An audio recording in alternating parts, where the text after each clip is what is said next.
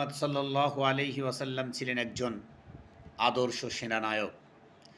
একজন সেনাবাহিনীর প্রধানের যত বৈশিষ্ট্য রয়েছে, সমস্ত বৈশিষ্ট্য ছিল প্রিয় নবী সাল্লাল্লাহু আলাইহি সাল্লামের ভিতর। একটি বৈশিষ্ট্য হলো তাওয়াক্কালতু আলাল্লাহ, আল্লাহর উপরে ভরসা করা।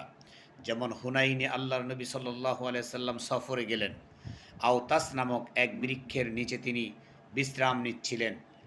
এমন সময় এক বেদুইন আল্লাহর নবী সাল্লাল্লাহু আলাইহি সাল্লামকে পেয়ে তরবারি বের করে হত্যা করার জন্য উদ্বুদ্ধ হলেন। বললেন, হে মোহাম্মদ, তোমাকে কে আজ রক্ষা করবে? আল্লাহর নবী বললেন, আল্লাহ। আল্লাহর নামটি বলার সাথে সাথে বেদুইনের হাত থেকে কাঁপতে কাঁপতে তরবারি জমিনে পড়ে যায়। সাহাবীগণ দৌড়ে আসলেন এবং বললেন, হে আল্লাহর নবী, আমরা তাকে হত্যা করে ফেলি।